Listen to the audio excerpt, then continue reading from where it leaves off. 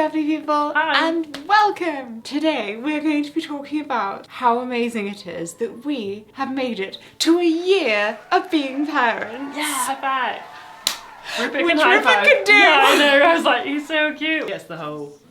Yeah. Thank you to Surfshark for sponsoring today's video. More on them later. So we thought we'd talk about some of the things we have learnt in our year of being parents. Oh my god, we've learnt so much. I'm still learning. I mean, it's not everything that we've learnt in our year of being parents, obviously. So we're just going to do the headlines of the main things that kind of obviously relate to Rupert, but maybe are quite universal. Number one, we really should have probably already known this going in. Milestones are meaningless. I mean, they're not completely meaningless, meaningless, but they should be more like mile pebbles. If you notice them, great. But if you don't notice them, it's not your bad because they're quite small and they're not always that significant. Oh my god. Gems. She comes out with gems. Oh, I thought you were saying they should be called mile gems. Some of them are really sparkly and really catch your eyes. Others of them just don't. Last week, Rupert learned to sit up from lying down. That is generally something that you do at 6 months, or what they look for at like about 6 months, isn't it? Yes. He could sit up unaided from 6 months. If you put him on his bottom, he was very happy. He had like enough strength in his back to like, you know, sit there, eat, play with things, but he wouldn't be able to like get himself into that position, which we felt bad about because trying to follow the like Montessori thing, it's like you're meant to sort of not put them into positions, but like he just really loved sitting up and like it was a bit unfair. To a point where we were like, our child is very much more developed in terms of like fine motor and he really wanted to do his like puzzles, but like he's still, lying down. He's learnt to do it now, the week before he turned 12 months. Yes. Yay! So like 6 months late, apparently. So he's not even really still crawling, but I don't think it really matters because he can get from A to B pretty damn fast. But crawling has just been removed from the CDC's list of milestones because apparently it doesn't matter whether your baby crawls, it just matters whether they can get themselves around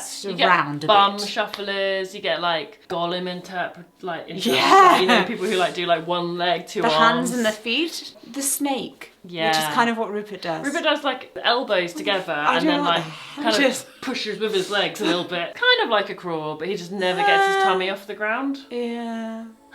He's a very dirty stomach. He basically goes around and cleans our floor. Every gross motor skill for Rupert, those are the moving round ones, like the walking, the crawling, the sitting, has been a little delayed for Rupert.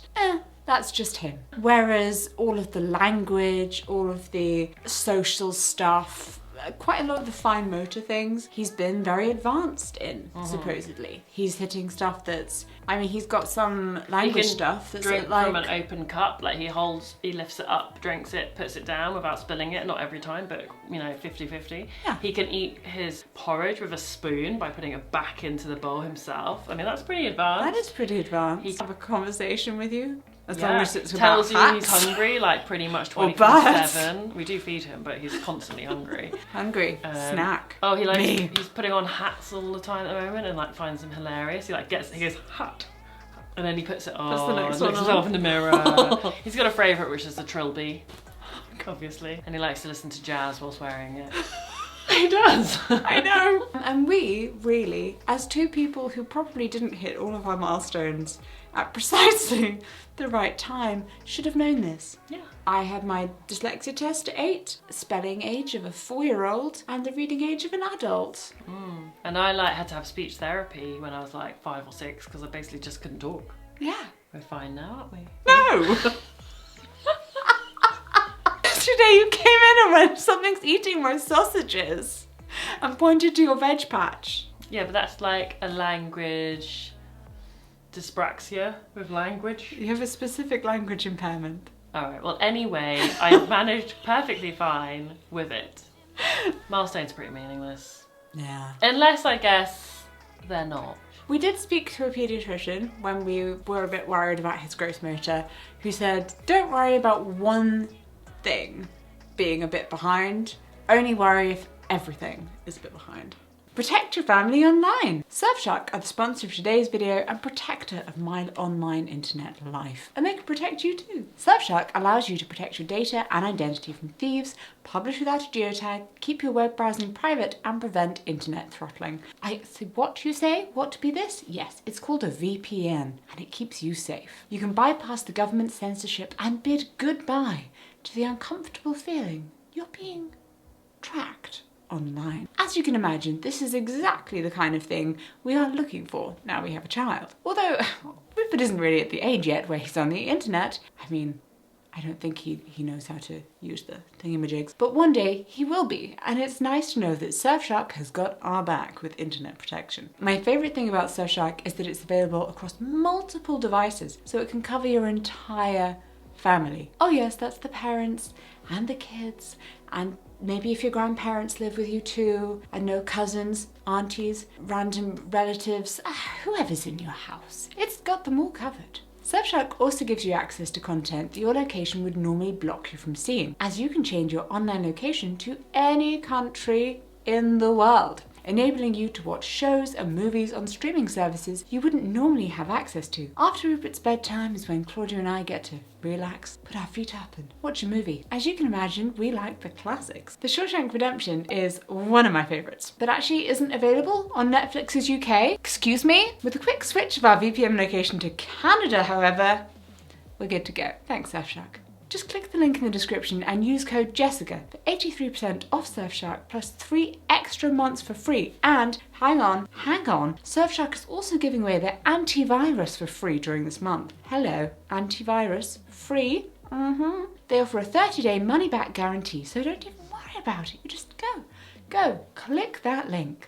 Parent guilt. There'll be things where you're like, oh my god, I feel really, because we were talking about don't make yourself feel bad that he's not hitting his, that we sat him up and we shouldn't have sat him up. Oh god, did I do it? Maybe was it me? Why is it taking so enough long? tummy time. Oh, I like having a clean, tidy home because then I feel a bit more like steady in my mind. Like if there's mess around me, I'm just like, I can't think. And I find the process of cleaning quite therapeutic. But sometimes, like, you know, when he's down for a nap, you had to tell me, like, don't spend the whole nap cleaning. Because then when he wakes up, like half an hour earlier than you were expecting, you're just stressed because you're like, I've not done anything to rest. I've just been cleaning. Yes. So now I have... Even though someone told you that you should rest. I know. So now I've become one of those people that actually like just lets a few pots and pans build up in the sink a bit.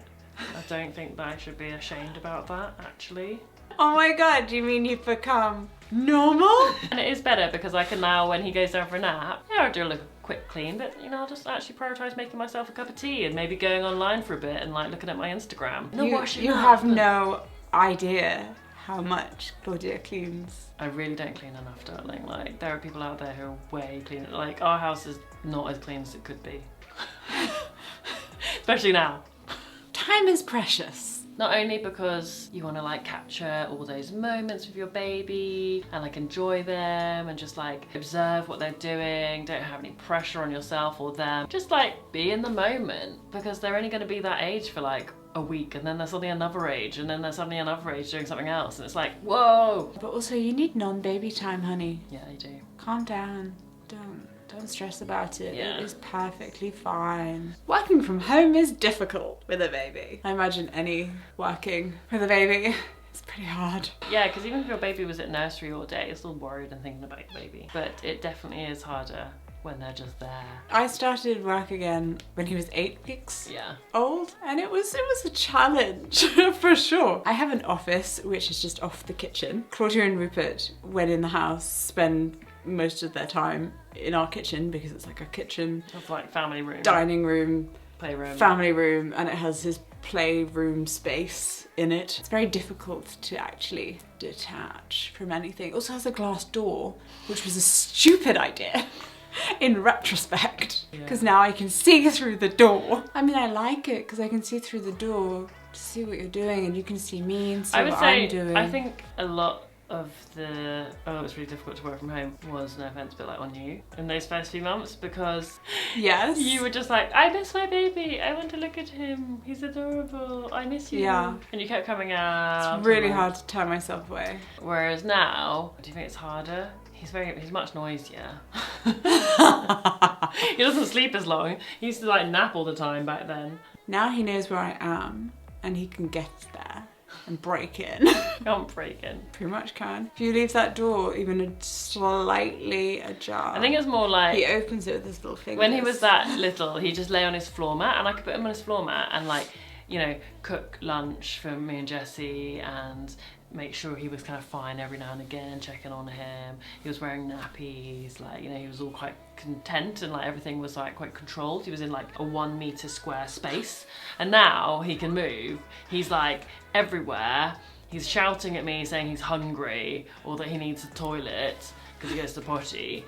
It's just like much more demanding. I do a job that is kind of quite to do with life. With my life, because it's not just like a 9 to 5 where I go out to work at my job. It is kind of constant, great because it's so flexible and I can be like, oh, you need me, Claudia, don't worry, I'll just stop what I'm doing, come over, help you hold him while you're doing this thing.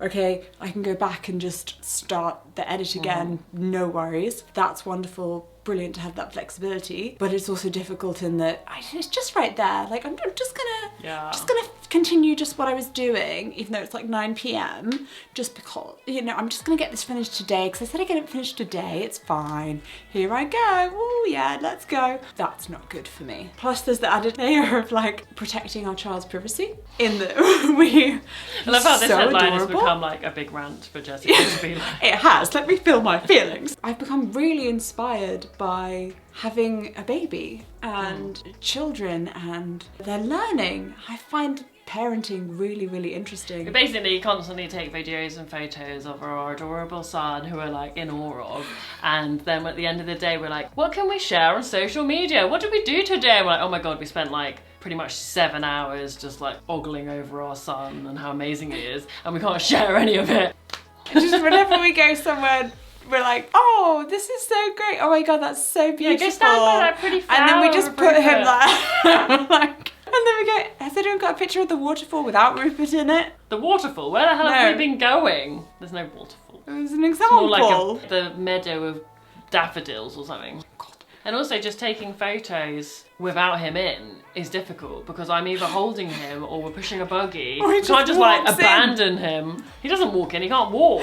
Walks in, he just shoves his face in. Oh, just like commando crawls in, yeah. He does do that now. He does like to photobomb, it's true. I can't wait till he's actually walking. Then we can get like little shots of the back of him walking her off, and like we can just pop him down and he can like have a little wander whilst we're taking photos. And I think it will just be easier. But right now, because he's like so dependent on us, it is very hard to focus our energy on. Yeah, it's an interesting line to walk because I just feel really, really inspired by parenting and we're just doing a channel about and I just being a mum. want to talk about it, but then also I'm like, I think people would be bored if I just talked too much about it. Yeah, we didn't want to become like a mum channel. I'm sorry, I don't want to bore you. Always adapt. This is something that we learnt very early on. I think you have to. You're kind of forced to adapt. You may have an idea of what you're going to be like as a mum and how they're going to be like as a baby, and then none of it is really like, well, not none of it, but you know, there are a lot of things that are like, whoa, that was like a curveball. We're going to follow the schedule. And we did schedules. I don't know why I said it like that, because actually they were really useful. We both did research, like by reading books and like online and things like that, of like what your like 3-week-old should be doing, what your 4-week-old should be doing and stuff like that. She printed out like little schedules that were kind of flexi schedules. So it'd be like when they're going to nap, how long they should be awake, when they should feed, and it was really helpful. Yeah. But you had to remember that next week it was going to change, so you had to be like really flexible and adaptable to that change, but also adaptable to the fact that he's not a machine or a robot that can just follow this thing. There's days where he like wouldn't follow it, or he's upset, or he's extra tired, you had extra gas that day or something, and you just have to kind of learn as you go along, really. Go with it. We're both very structured as people. Yeah, we don't really like to go with the flow. We like to know a plan. But with a baby, people go, oh, you just have to go along with the flow. But we kind of try to incorporate a plan. I think that went with the flow. If that makes sense. This happens, then this happens, then this happens. Yeah, you play for a bit, then it's lunch, then after lunch you like have snack. Pretty much a snack after lunch. Oh, sorry. No, but I mean he does at the moment because he's ravenous. But no, like he has lunch and then he pretty much has milk and then he goes to bed. I mean it's very boring, but like yeah, you have to. Fascinating. At the start things change daily and then they change weekly and then it changes monthly. Basically every morning Rupert and I with the dogs would go out in the buggy, walk around the park and he would sleep. And he'd usually like fall asleep within like first 10 minutes. And then it started becoming like he wouldn't fall asleep for like until after half an hour. And then it became like he just like sometimes wouldn't sleep at all and I'd been walking around for like an hour. And I was like, this is like really not working anymore. So then we realised we just had to like try and put him down for a nap in his room. After a few, he was like, yeah, great. And then he slept. And it was so much better for me because I was like, I can actually get on and do things like cleaning. Because at the time I was still kind of obsessed with doing stuff like cleaning rather than pushing his buggy around, and I was like, I'm just tied to this buggy and you're sleeping. That was really stressful. Except I like walking the dogs, but it was still quite stressful. Even now we have to adapt things every week. We rotate his toys because he's always changing and developing, so he might master a toy this week, so then we bring out the next version that's a bit more difficult, like with the stacking rings. Or it might be that the one that we've got out is too difficult, so we go back to something. Or he's just not interested in any type of stacking toys and he just wants to look at like books. It's always books though. It's always books. He's quite a genius at flaps. He can just look at a flap and know which way it opens, up, down, left, right. He's better at flaps than I am. Some innuendo joke there, but we'll skip past that. Do peer reviews. That is really helpful. We did NCT, which is National Childbirth Trust. Okay. It's basically a prenatal group where they teach you all about birth. It was pretty much very much centred on mucus plugs.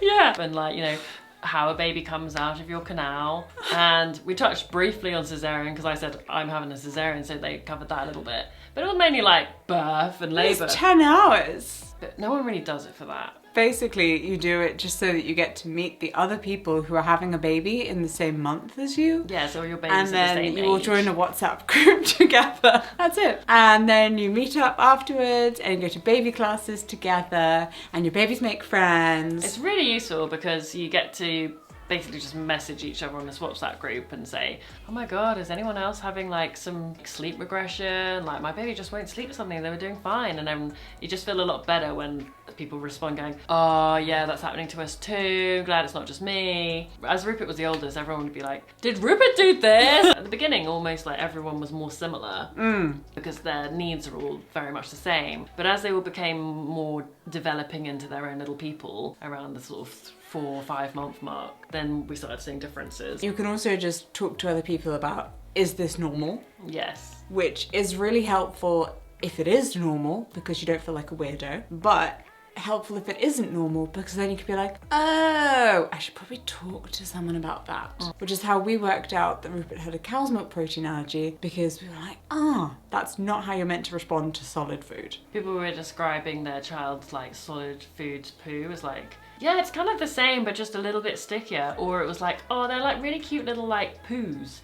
And I'm like, Rupert's are like, it's not exposed the poor child. Point is, it was not right, and he's now doing much better after cutting out all dairy from his diet and from Claudia's diet. I mean, I was already lactose free, but that did not cover it. Wash their head last. If your baby screams after bath, they're getting cuckoo. Always, yeah, wash their body. And then at the very last minute, we don't always wash his head unless he's got like food in his hair or like visible dirt. We kind of sometimes just leave it because he's got such a big head and no hair. Like he loses so much heat from it if you wash it. And then he's like, especially if we live in England. Maybe if you live in a hot place, wash the head first. But you know, like here. Yeah, to help him cool off. Yeah. Not here. Oh, no. It was a game changer because he started like screaming as soon as we got him out of the bath at around 4 months old. This child doesn't scream. And we were like, oh my god, he really likes bath. baths, what's going on? He'd like scream and cry. It was the only time he like properly cried. We worked out it was because he was getting like really cold, the like change of temperature coming out of the bath, because I guess around 4 months it was like winter time, wasn't it? Just thought we'd throw that one in there. Headline of something we learned. And finally, don't forget to look after yourself. That's a really important one, because you do feel quite like, oh my god, I've got this tiny human to look after, and it becomes your entire life. But you need to look after yourself. I mean, I ate stuff down like 5 donuts, I think more than once, because you get so hungry. Like, maybe not, probably not even as the like nursing mother you get hungry. It's just exhausting, and you kind of want that quick fix, but you know, probably not advisable. Especially if you have a gluten intolerance. And actually eating healthy, drinking lots of water, taking time to just like sit and take your vitamins. Take your vitamins, yes, I'm still prone to getting my anemia. Mm-hmm. You actually feel a lot better if you look after yourself. At the beginning, it almost feels like a sprint. Yes. Don't you think? Like with a new baby, it feels like you're on this constant sprint, on this treadmill, and you're like, oh my god, I've got to do this, I've got to do that, I'm going to keep up, I'm going to like, you've got to keep pushing through, you've got to keep pushing through, keep pushing through. And then you realise there's nothing to push through to, because this is like constant now. They're just here with you forever. And you realise I'm on a marathon. It's not even a marathon because there's still no end. They do leave home. They do, yeah. You're on a long journey. Really long marathon. So you just got to pace yourself and look after yourself as well. Yes. And can I say, as the non-birthing parent, don't knock yourself out at the start trying to look after both of them, because that's not a great idea, because then you'll just hurt yourself. You'll just burn out as well, yeah. And you might paralyse your legs or something. True story. So you're trying too hard to be helpful, yeah. But that's not helpful. It's almost like your body was like, right, look, that's enough. You lie in bed for a month. They're fine. I promise not to do that next time. Oh, good. Well, you have to look after Rupert. I know. It's not like we could just ship him off. Could never. Thank you so much for watching, and I hope you really enjoyed this video and that maybe you took something away from it. If you have other things that you think are really important and you learnt in your first year of having a baby, then please drop them down in the comments below. I love when we get comments that are like, I'm not even planning on having a baby, I just like watching this content. I watch loads of things that I have no plan on doing, like how to bricklay. I mean, am I ever gonna bricklay? No. I like watching videos on how to, especially like the really decorative stuff. Thank you so much for watching the video. I hope you enjoyed hearing about our first year as parents. Thank you again to Surfshark for sponsoring today's video. Remember, click the link in the description and use the code JESSICA for 83% off Surfshark plus 3 months extra for free. Surfshark is also giving away their antivirus for free during this month. Yeah, hello, antivirus free. And remember, you can follow us on Instagram at Jessie and Claude to see more of our lovely little family. Yay! Bye! Bye!